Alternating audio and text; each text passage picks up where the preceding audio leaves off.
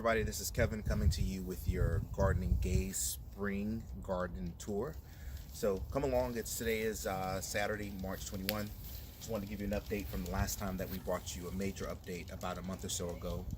So we'll start over here on the far end, where you can see kind of all throughout the yard we have lots of daffodils that are in bloom right now. These are bulbs that we planted back in November, and now we're able to kind of continue to cut and bring in some nice fresh bouquets into the house. Down here we have some hostas that we purchased last week at Home Depot. They were about $7 a piece. We had two that were here before that we kind of got off of the clearance rack, and as the HOA lawn service came through, I thought they had completely destroyed them, so I went to replace them and found that the bulbs were still there. So we simply took the old bulbs and transplanted them to the backyard and put these nice, fresh, healthy ones here in the front. These are arborvitae that we planted last year, and hoping that as they grow taller, they will kind of do a little bit of blocking of the wind that kind of brushes its way through. On this side, we'll mostly have some perennials, but then also our annual flower garden. And as you come through here, you can see these are arborvitae that we planted 2 years ago, which unfortunately this year, the deer managed to get through the ones that are on this side that were planted at the same time, as they decided to step through the ornamental kale and cabbage we had planted here and come straight here to destroy these. So hopefully these will eventually get back looking nice, full, and healthy like their siblings are on this side. So we'll just continue to monitor those and hope that they will kind of bounce back. In this small bed here, we have lots of hyacinth that we planted, also bulbs that we dropped. These are very, very fragrant flowers. You can see that I've been cutting through some of them today to bring in some fresh bouquets into the house. And along here in the center, this is a hydrangea that we planted probably 3 years ago now at this point. One of the branches had broken, so Dragon just simply buried it here, and it's actually still alive, so we'll see how that continues to do as it matures. Along the back side here are lilies that we have. This is their third year being here, and these will come back year after year. Last year, in year two, there was a huge difference between the first year, so really excited to see how full and strong they're going to be now that they are into their third year growing in the same spot. Along on this side, more hydrangea bushes that are in throughout here, more hyacinth, and then as you come along here, this is a lavender bush that we bought and kind of had to move it a couple different times just as we've been planning out the garden space, and now that's kind of its new home, at least for now. Before we move on, up here on the front porch, we have these planters that we got at Walmart. We have some on the deck in the back that are white that we have our some arborvitae and also Japanese maple in. And in these, we have planted some calla lilies. So it'll be a while before those pop up, but once they do, we'll definitely bring you an update so you can see that in beautiful color. And as these daffodils and the round planters in their season, we'll replace these with some teddy bear dwarf sunflowers that will hopefully nicely complement the calla lilies that we have planted up top. So coming along in the front part of the flower garden, the front half of the bed is still empty for now. We're going to place some zinnias, coleus, and some marigolds in here. But we've been doing more of an effort to kind of put a little more permanent things in here, some perennials. And as you can see, these are the roses that we planted about a month ago, and they're doing really nicely. They all kind of started as stems like this last one here. These last two that haven't quite come out as full quite yet as these, but all are alive and doing well. Then along the front, you can see we have lilies here that we planted as well that are starting to push through for the first time this year. And as we make our way on around, we have white daffodils that didn't do quite as nice this year as the yellow ones did that we have planted everywhere. But again, this is the first year, so we're looking for much better performance from them next year and years beyond. And we'll also get the worst of the wind there. So yeah, also you can see kind of how they are drooped down like the ones that are in the round planter because of all the wind that comes over. But we're going to beef those up next year as well too, with a few more bulbs. Right in front of this white daffodil here is a lilac tree that we have planted. And in the back side, more hydrangeas that are starting to leaf up really nicely. 3 more roses that we have planted here. Those are doing quite well as well too. Here's another lilac tree that we planted. This is part of the original stem that for whatever reason died. But then what's happened is right along the base of it, we have all this healthy new growth that has popped up. So not too worried about that, just not sure why this piece died, but at least we know that the rest is alive and still pushing through. All along here, of course, more daffodils, and in the back we have nice tulips that are starting to pop and open up.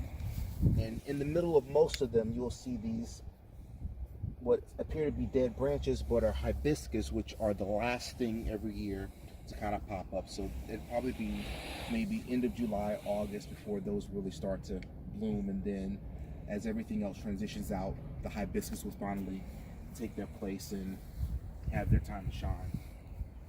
Along in here too, we have 2 more hydrangeas, one on each side of this drainage pipe here, that when it's in full bloom kind of hides the bit of the ugliness of that.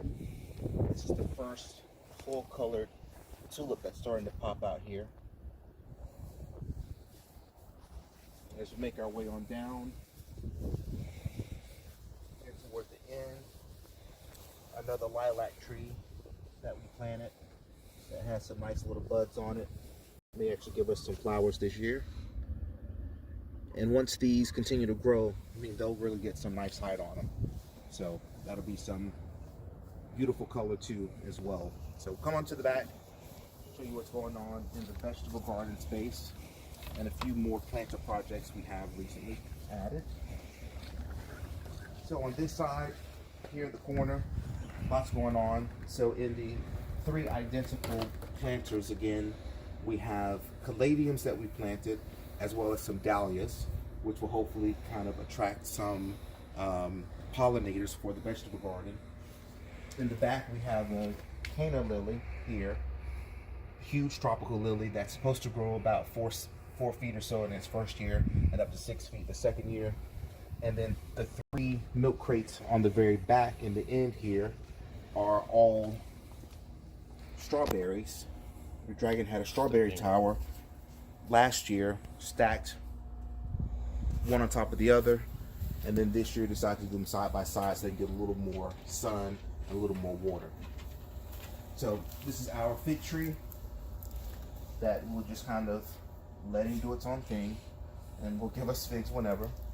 More hydrangeas on each side, and then we had a lot of leftover silver dust miller that we started from seeds last year, hoping to put them in the front garden, but it was taking forever for them to actually grow. So we ended up going to the store and buying more, and these eventually came up, so we just took them and the best of what we had and just dropped them back here, and they've actually done pretty well.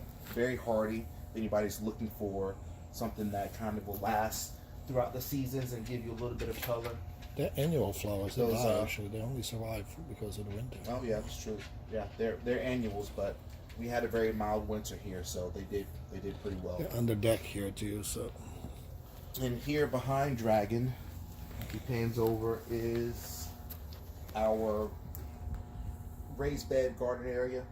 And here back in October, November, we planted garlic. So what we simply did was take some nice heads of garlic, break them down into individual cloves, and plant one clove that is now creating its own head. So we'll leave those for a couple more months before they're ready to pull up. You know, garlic is a staple for all of our cooking, as with most people. So those will do us really well with saving on the grocery bill too. So as we come through here, you'll see that this is ornamental kale, and then these 2 are cabbage heads that were part of the front flower bed for our winter garden. And Dragon wanted to save kind of the best of them.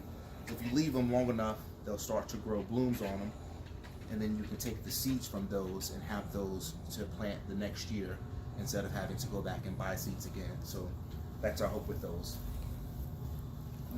decided to rearrange things for our raised beds this year, but Dragon has already yesterday planted a couple of rows of whole beans here, and once they start growing, he added this trellis up top that he will tie string to and then secure the string down to the ground so that the beans will have some place to climb as they grow throughout the season. Tomatoes lived in this bed last year. This year we're going to transfer them here so they can get more sunlight.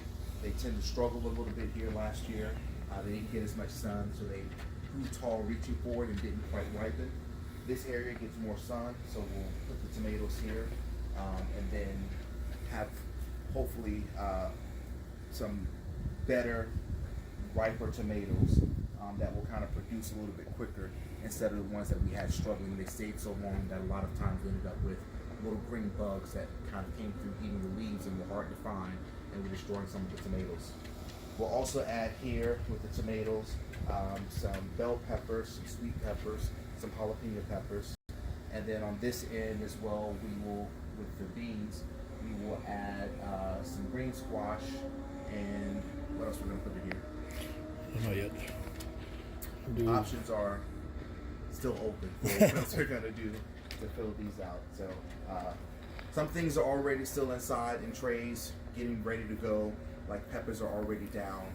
We have vine tomatoes on the vine. We have black cherry tomatoes, and we also have heirloom tomatoes. So we'll have those 3 varieties this year, which we only did the vine ripe tomatoes last year. So we'll see how those go. Always kind of trying new things, seeing what works best back here, and adjusting as we move along. So thank you for joining us on this quick spring tour with your gardening gaze, and stay tuned for more.